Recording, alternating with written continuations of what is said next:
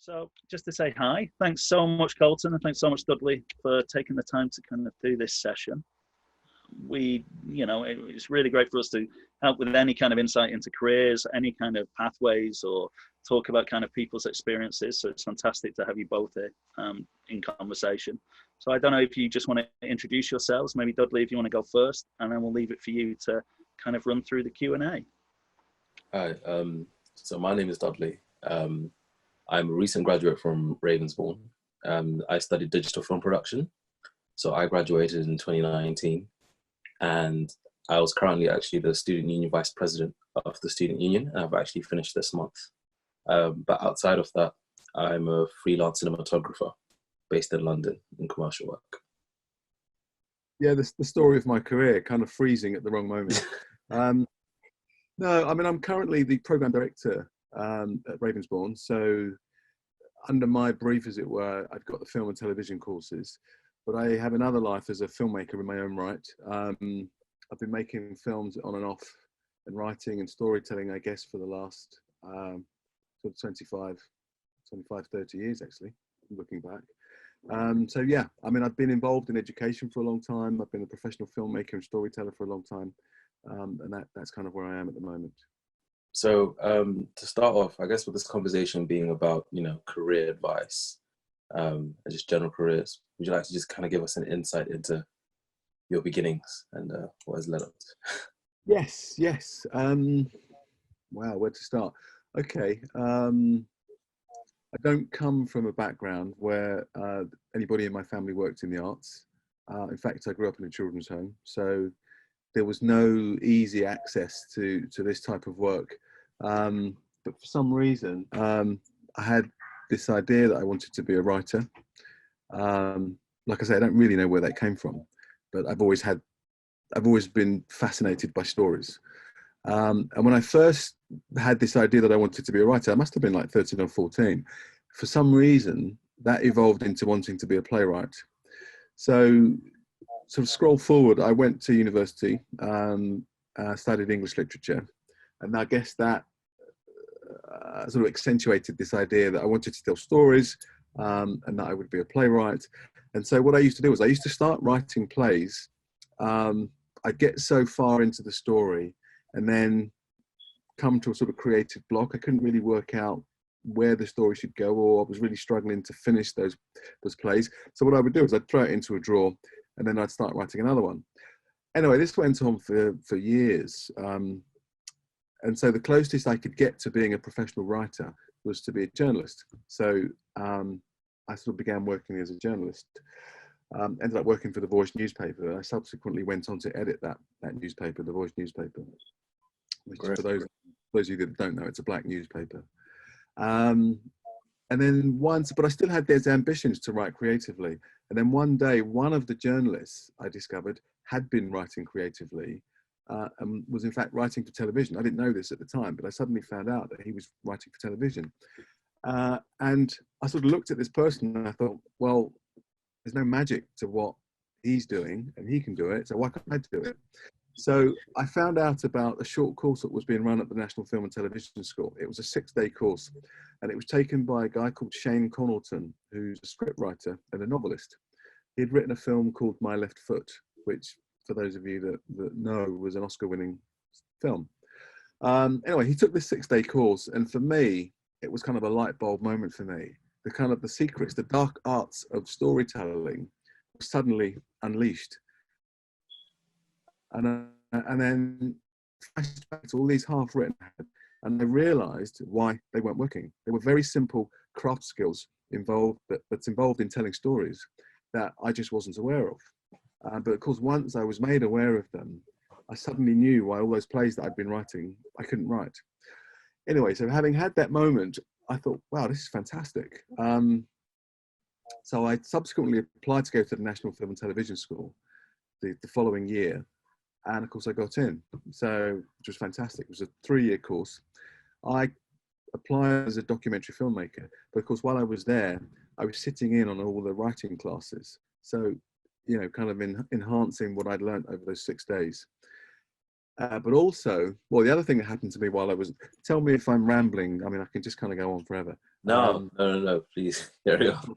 But while I was there, so as well as kind of doing the documentary directing course, and sitting in on some of the writing classes, it sort of quickly became apparent to me that as a script writer, as a storyteller in film, if you write a screenplay, you can give that screenplay to 10 different directors and you're going to get 10 different films. So it quickly became clear to me that if I wanted to be the architect, the genuine architect of the story, the author of the story, I had to be a director. And I was already directing documentary anyway. So what I did was to learn about fiction directing. I used to assist the fiction directors. So I would be the AD director on all the films that were being made. Made friends with all the fiction directors. And essentially that's how I learnt about directing fiction. And then scroll forward in my final year at the film school, I'd written this 10-minute short film that I wanted to be my graduation film. And because of the internal politics of the school, they were sort of keen on me graduating as a documentary filmmaker as opposed to as a fiction director. And that was because a lot of people in those days, the film school was run in such a way that you could sign up for a 3-year course, but actually there were students that had been there 5 and 6 years that just hadn't graduated. Okay. So at the time that I was there, they were kind of keen to move people on. They didn't want you to stay there for 3 or 4 or 5 years. And because I'd gone in as a documentary filmmaker, they wanted me to come out as a documentary filmmaker. So I had this graduation film that I'd written as a 10-minute drama.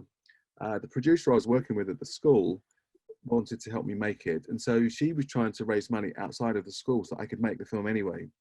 Wow. It just so happened that it landed on the desk of Lenny Henry's production company. Lenny Henry was doing a series of short films called The Funky Black Shorts. This was in the sort of late 90s.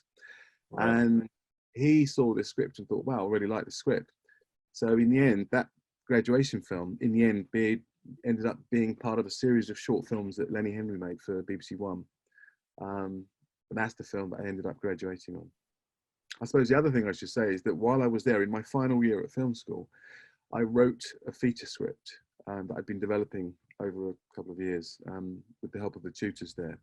And that was always going to be the film that I wanted to make when I left film school. I never got that film made. I mean, I was hawking that script around everywhere. I had a producer attached, blah, blah, blah. But it ended up on the desk of somebody at EastEnders.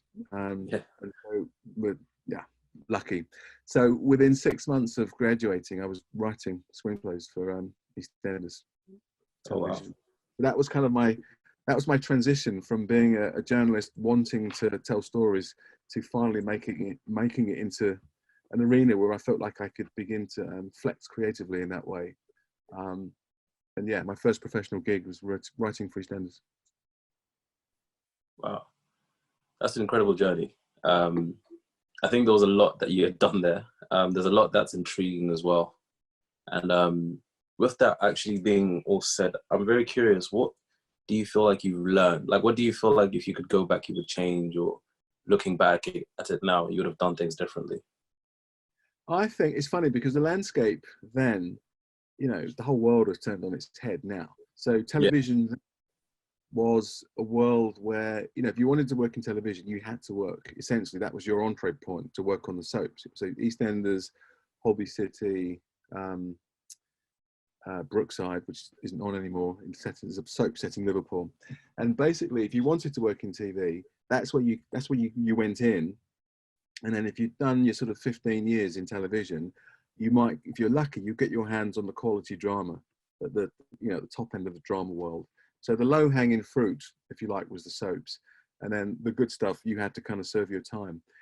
Because I was kind of, you know, young and passionate and energetic, and I'm not going to do that. I'm going to do it my way. I wanted to do feature films, so it was all about feature films. And I guess what's happened now is that's kind of, it's either turned on its head or the two worlds have merged, and that sort of hierarchy of film at the top and television at the bottom, that doesn't apply anymore. So to go back to your original question, when I had my break in television, because I had an idea that television was sort of the lesser of the two art forms, I never really exploited the context or time that I could have had in television. You know, it was always very much, I'm going to do my films. I don't really, you know, I did television for a while, but I spent a lot of my time trying to get films moving. And I suppose what I would tell myself in my mid-20s, what I would say now is, any opportunity you get, whether it's film or television, you exploit it to the max. And what I could have done, and probably should have done, was done that in television. So even though the world of television looked very different then, it would have still been a way of improving my craft as a filmmaker and a storyteller, which would have had an impact on my film career.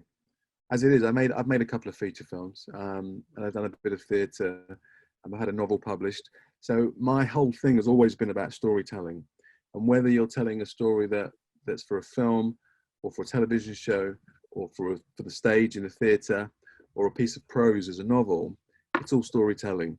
And basically, you're using the same kind of craft skills, but some stories they're better showcased as a movie. Some stories are better showcased as a novel. Some stories are better showcased as a play. But you can only know that if you understand storytelling and how storytelling works. So yeah. So that's a long kind of rambling answer to your question. But essentially, thank you. You mentioned the novel. Now, being a writer of a novel, could you tell us what it was that still made you think, okay, I still want to make film, or what made you still say filmmaking is the way after writing a novel? I think because when I first had this idea that I wanted to be a storyteller, I had no idea about what being a director meant, and I didn't really understand what being a screenwriter meant. So really what I was thinking about was either being a novelist or a playwright, and plays were the things that appealed to, that was the thing that appealed to me. Once I'd been to film school and I knew more about the filmmaking process and how that all worked, it was clear to me that actually the art form for this century, or at that time, it's last century now, the 20th century, was film. It really, if you wanted to, tell stories that appeal to you, tell stories that were personal to you, and for me, it was all about telling stories that said something about the London that I grew up in.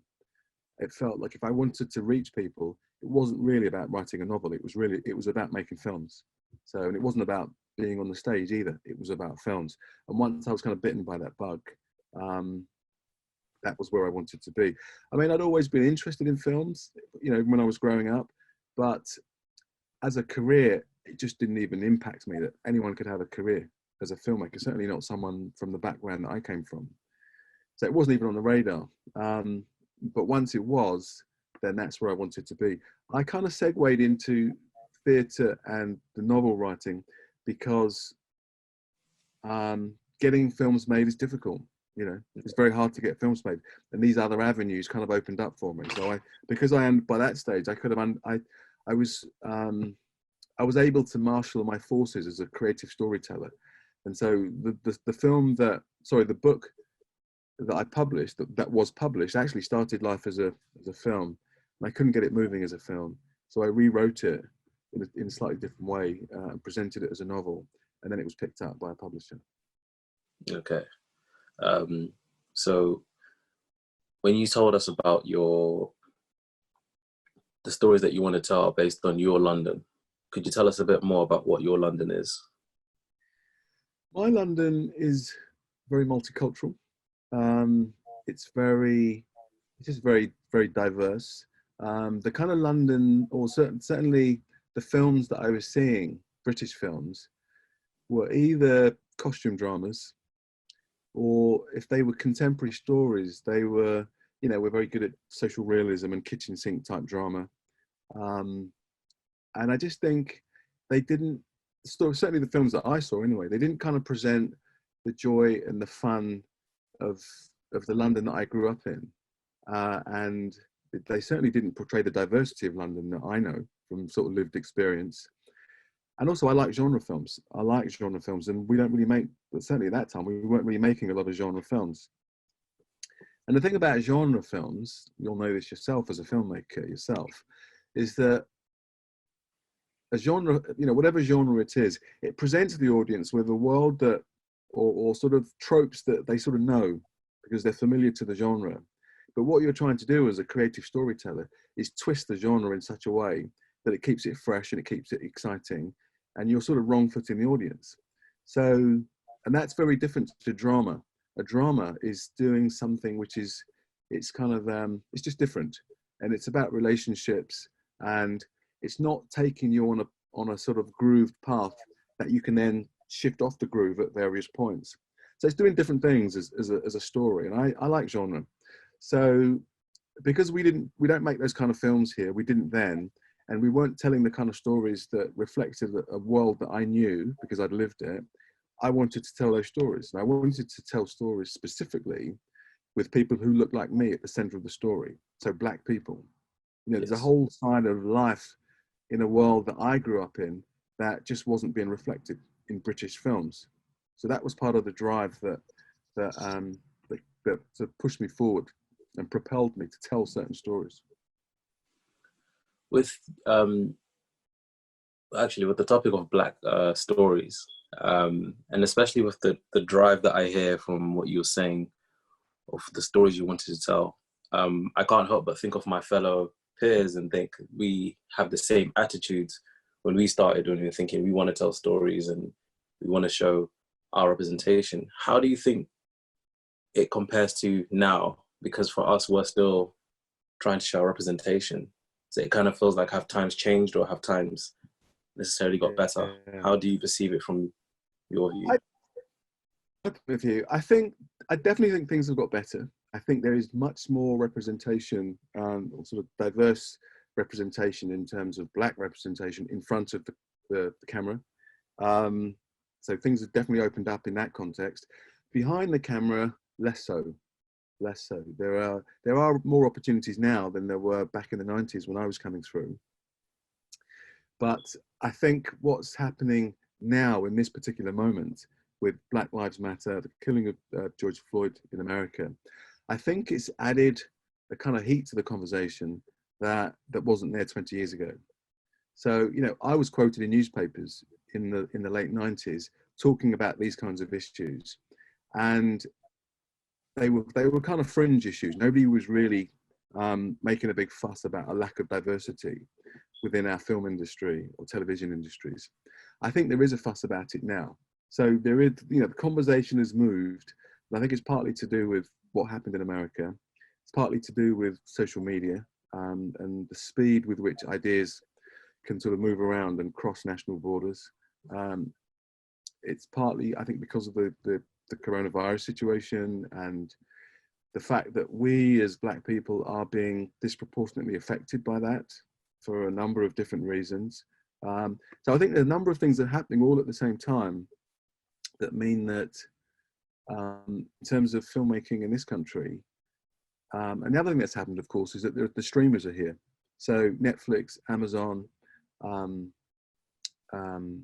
Apple, Disney, a lot of these channels, I think, whereas over here, what would be seen as niche, so, you know, Black programming or sort of diverse programming over here is a sort of debate that feels very old given what's happening in America.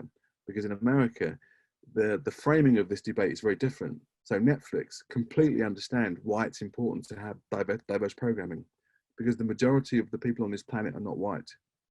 They're actually all kinds of different people. And because their programming doesn't have to satisfy a national agenda, it's international. So because they're looking globally, they want a global audience. So they have to provide programs to satisfy that.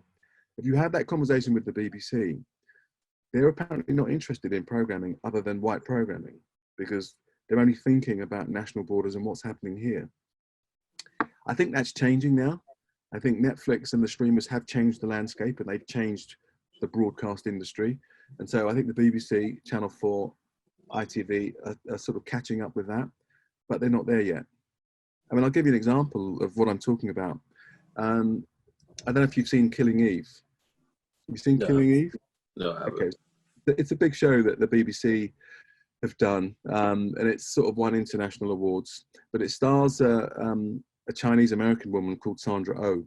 And she was recently, I think just a few days ago, doing a Hollywood roundtable talk, talking about her career and, you know, how things have been going for her of late.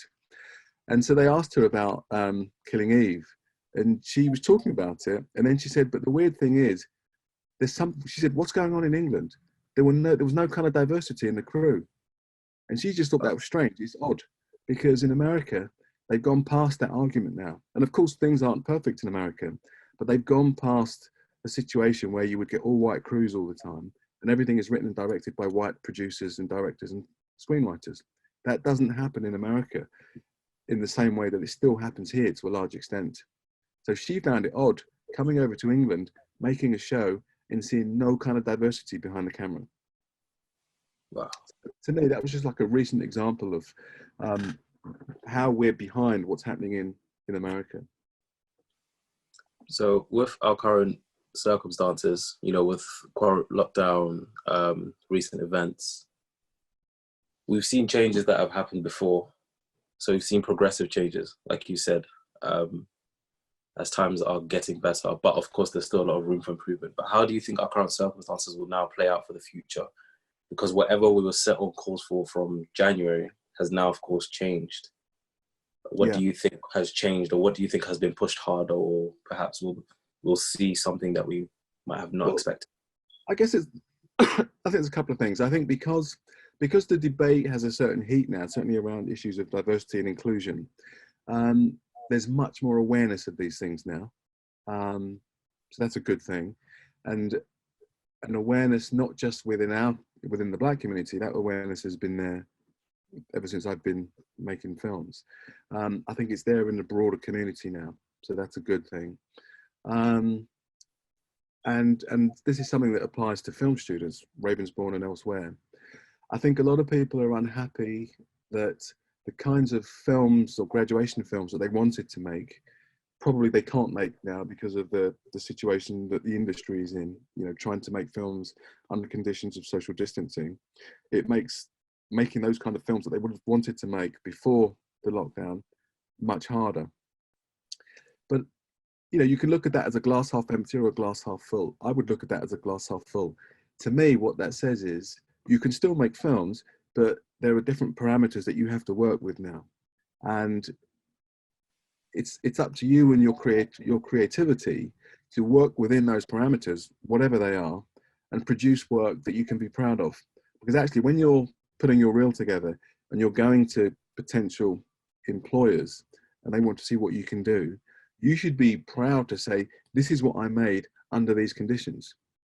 You know, there were very strict conditions I had to work with, but look at this. This is what I did under these conditions. You know, and actually, as an employer, I would be keen to see what you did under those conditions. I mean, I'll give you another example. The first film I made was a guerrilla film. Yeah. And it was made essentially because I had no money. And a script that I'd been trying to get through various doors back in the early noughties. And I could not get any money to make this film anywhere. So I said, you know what, I'm going to make this film myself. And what I did was, when I created the narrative, I thought back to my EastEnders days. And when you're working on a show like EastEnders, or any kind of soap, you're given very strict parameters around which you can work. So you're told you can work with these actors, but you can't have these actors because they're on holiday. You can work with these locations, but you can't work with those locations. It's a very strict show. It's 30 minutes. You can only have 25 minutes of interiors and 5 minutes of exteriors. And you're only allowed to use these locations. So it might be the pub, someone's house, the laundrette, you know, whatever it is. And these are the parameters that you get when you start writing the episode. So I kind of took that idea to my own story. I said, right, okay, I know I've got this amount of money, which was nothing, about £500. I had access to one actor who was a friend of mine, who was a really good, very good actor. But I didn't really know anyone else. I knew a couple of other actors, but basically I had to create a narrative around actors that I knew I had access to, who would essentially work for free because they were friends. And I had to create a narrative that whatever locations I used, I knew I could get free. I wasn't gonna have to pay for them. So with all these pieces in place, I wrote my screenplay.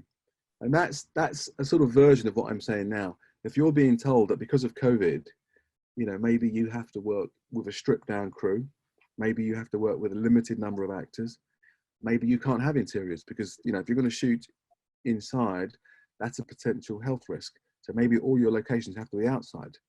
So then it's about picking locations that can satisfy, or rather picking locations that you know you can get, exteriors, whether it's the park or the street or somewhere, and creating a narrative within that. And that's essentially the same idea. So use whatever you can to make something work for the limited budget that you have. Because the one thing you do have as a young person is you probably have a lot of time. And you should have, time. You may not have a lot of money, but you're cash poor but time rich. And you've got your peers from university that will help you wherever they can. Hopefully, you would have got your team together that can help out wherever and whenever possible. So yeah, you got a lot. You can be richer than you think you are in trying to get something made. And it feels like the most recurring theme as well, just with every situation, is that there's always a constant need for adaptation, especially when you're a filmmaker, as things can change very quickly. Circumstances can make it a lot harder for people in our field of work. So this actually leads perfectly into my next question: is a lot of us are going to be freelancers. So as I've only graduated a year ago, I still feel fresh. But with everything that's happened, what advice would you actually give to us as freelancers for the future, from when things start to ease down and we start to see a new normal? I think one of the big differences now compared to when I graduated is that the sort of prevalence of social media. So, and the internet, and, most companies need to have some kind of online presence, and having an online presence means they need content. So, that wasn't the sort of market really that was there when I graduated from film school. So being aware of that, and being aware of kind of having a presence in social media, I think is really important. Making use of your contacts, in first instance within your sort of contact group from university, making the most of that, absolutely. And I guess the other thing I did do, and that's still around now, is film festivals. But just making contacts in any kind of context that you think gives you a platform to show what you can do. All of that, I think, is relevant to your generation. And could you actually tell us, if we just take a little rewind, could you tell us about how you actually got into teaching, or rather into the educational institution at Ravensbourne? Okay, I've been teaching now for sort of 20 years, and I think I've always been interested in teaching, probably because when I got into filmmaking, I came to it, I think there was a part of me that thought if you were going to be a playwright or a filmmaker, you had to be a special person. You had to have some kind of gifts that most people don't have. And I think what I realized from doing this course at the National, the original 6-day course, and everything subsequently, what I've realized is that actually, if you've got the drive and you really want to do something, you can probably do it. And I think my desire to work in education is really kind of about that. It's about kind of letting people know that actually you don't have to be a particular type of person to work in the arts. If you just have to have the desire and probably something to say, certainly if you want to be a storyteller, to have something to say. But there are craft skills that you can learn, that anybody can learn. And once you have mastered these skills, then it's about practice and applying those craft skills to tell any kind of story that you want.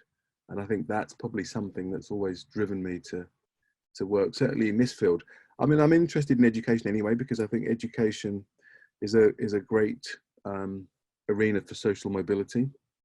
So people can get all kinds of opportunities if they educate themselves. So education has always been important to me, just on a general sense anyway. So there's a couple of reasons why I like working in this particular arena. Could you also tell us about how being in the education sector, also having so much importance with education, how it's shaped you as a filmmaker? How education has shaped me? Yeah, so for example, for me, I actually was a teaching assistant in my second year of university and my third year, and currently now a sessional tutor as well. And I can, in many ways, I've seen how being in that field can actually just enhance your knowledge, because a lot of times I'm always convinced I always have to learn practical things, but then sometimes I can negate actual knowledge. Yeah, I suppose my attitude to teaching in whatever context, because I've taught in different contexts. I've taught in community centres, I've taught in FE situations, I've taught in HE situations, I've taught in postgraduate situations. And I think my general attitude to education is that, certainly in filmmaking, film education, is that I like to create a context where people feel like you're part of a learning community.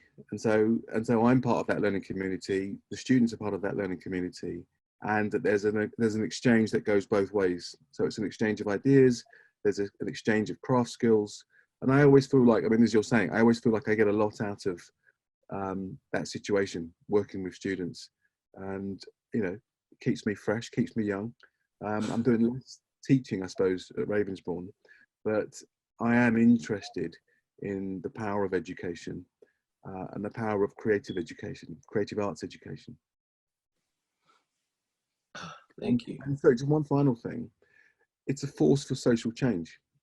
You know, working in education is a force for social change. It's partly about social mobility, but it's also about dissemination of ideas and changing people's outlook. And actually, since your generation is going to be the next generation, if there are certain ideas implanted within your generation, you then take that out into the broader industry. So, you know, I find that invigorating as well. So when you speak about the broader industry, are you talking about as in on a bigger scale, just outside of our realm? Yeah, on a scale which is national and international. So in a sense, when we're making films within Ravensbourne, it's a protected environment, isn't it? Yeah.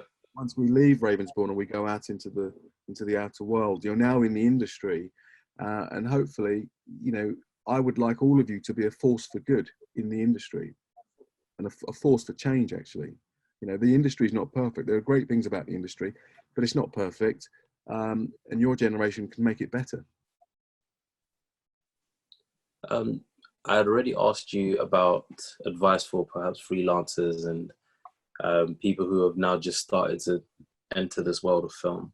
But I'd actually also like to get your take on what advice would you want to give to someone that wants to consider starting maybe university or is currently at university. And again, with this climate, very specific, because I know that there's so many things for me I have to think about, but are completely different for someone who's in first year or second year university right now. What advice would you give to someone that's still currently in education and trying to reach into the film industry? Okay, so so delivering a curriculum under these conditions is challenging, particularly in the creative arts, because a lot of what we do is practice-based education. So what would have been, I guess, a much more kind of physical, hands-on type of education, it's not going to be that now. It's going to be something different. And I don't think it will ever be 100% hands-on in the same way that it used to be. I think there will always be an element of online delivery now. So it's not the same, it's different. But in a way, like any situation, you take advantage of it. You know, you pick up the craft skills when you can. You suck as much as you can from your peers and your tutors. And this is what every student should do, not just film students. But particularly for film students, and again, this is a difference from when I graduated. When I graduated, I was a writer and director. So I had sort of two strings to my bow. Now, I think, especially doing a course like the one we do at Ravensbourne, it's a multidisciplinary course. And to make yourself employable, you kind of need to have a range of skills. You probably need to be able to shoot. You probably need to do a bit of editing. You need to be able to run sound when you need to run sound. You need to have an idea of telling a story visually. So you need to know a little bit about directing. You kind of need to be multi-skilled in that sense. But if you have those skills, you know, whether ultimately you want to be a director or you want to be a camera person or a costume designer or production designer, whatever it is you want to be, ultimately, to make a living now, immediately from when you leave university, you need to be able to do a range of things. And I think, given the world that we're living in now, you will find work. You will find work as long as you're prepared to put yourself out there and meet people and let people know who you are and what you do. Yeah. And whilst we have got you wrapped up with a bunch of questions that we have, I'd like to ask you, what were your favorite highlights so far in your career? What were the what were moments, I guess, you're proud of? You could say that you achieved. I think, okay, there's a couple of things. So I mentioned that I'd made this film sort of guerrilla style years ago. I think, yes, I think that's probably one of the things I'm most proud of, because when I say I tried to get that film made, I tried to get that film made everywhere. I went everywhere with that film. And it was a genre film. It was a romantic comedy. And it had two black characters at the center of it. And the reasons I was being told why I couldn't get the film made was because the two characters were black. Producer said to me, if you made those characters white, we'd run with this film. Somebody else was saying, well, there's no social issue in this story. It's not about racism. It's not about social unrest or anything. So why would we want to make this film? So I was getting all kinds of reasons for not making this film. One person said to me, and this is something I probably regret actually, was if you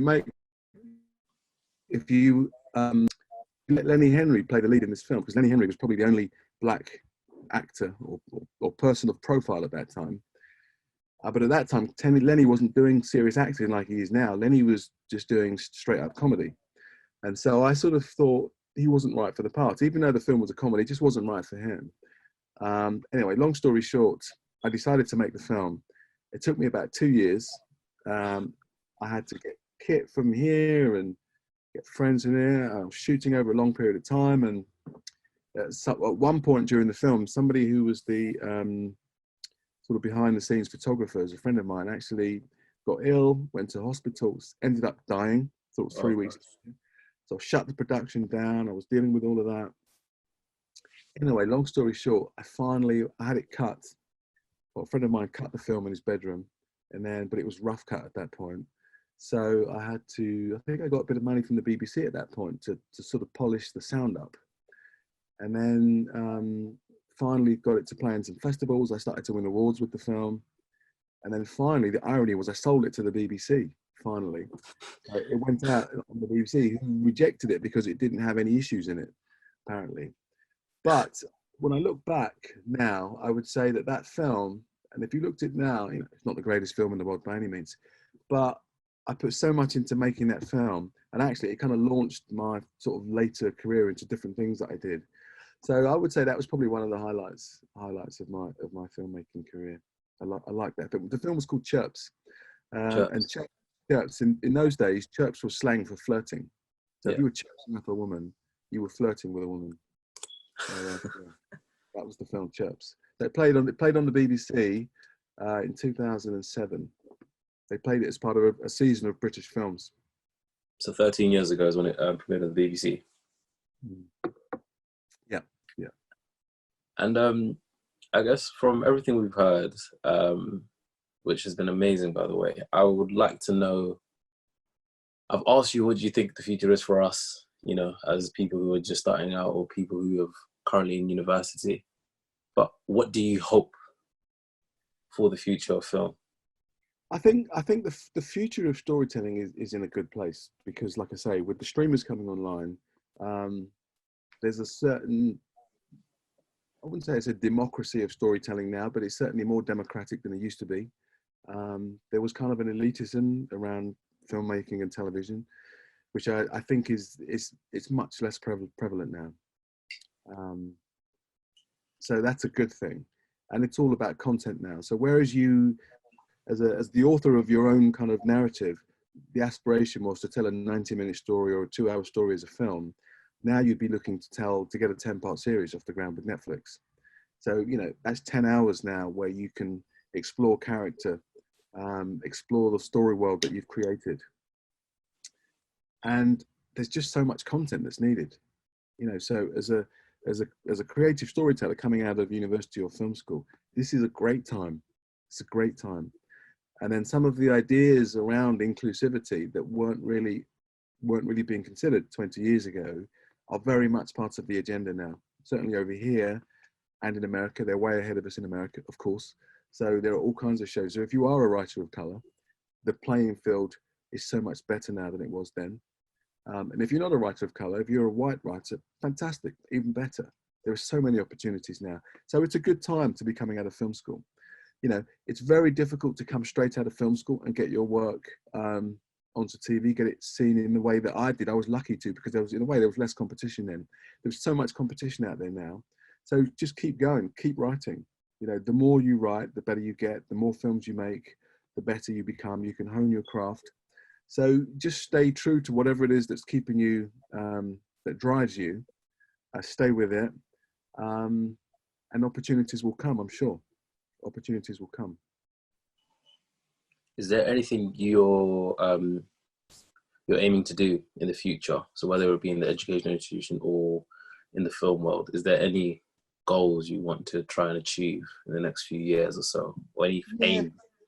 Yeah, there's a couple of, I mean, I'm still writing. I mean, basically I started a family 10 years ago, so I have less time now than I used to.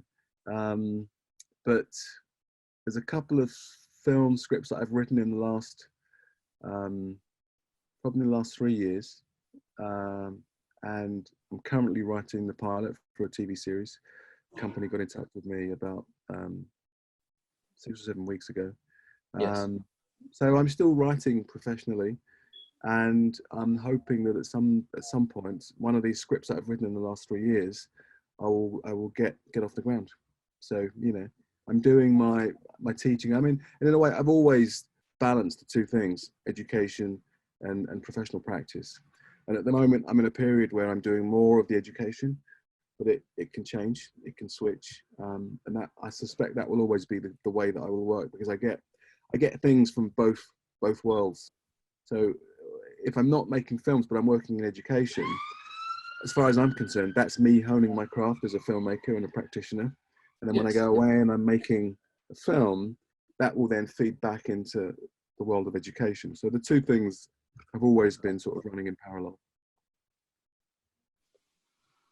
Kolton, it's been amazing. I've enjoyed our discussion. Good. It's been very insightful.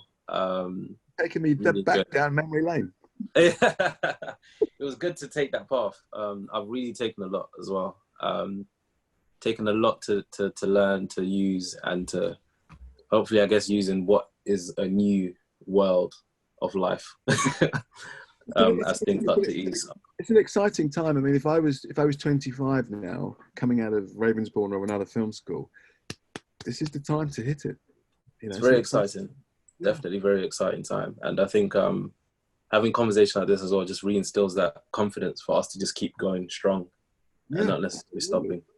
You know, and it's a time of change, because there is so much that's changing at the moment, and even with COVID, it's sort of re-establishing a new normal. That's when you can hit. That's when you come from the blind side. They're not looking for you.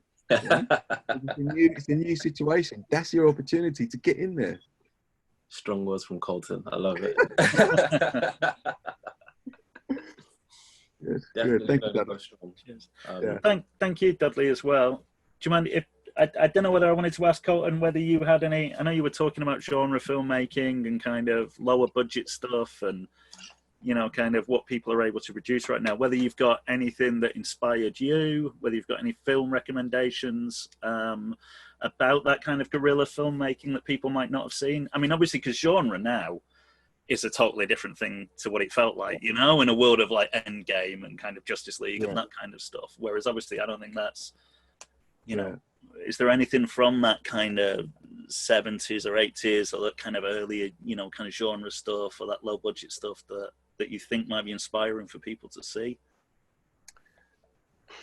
Well, no, you got me on the hop now. I mean, I cut this out then.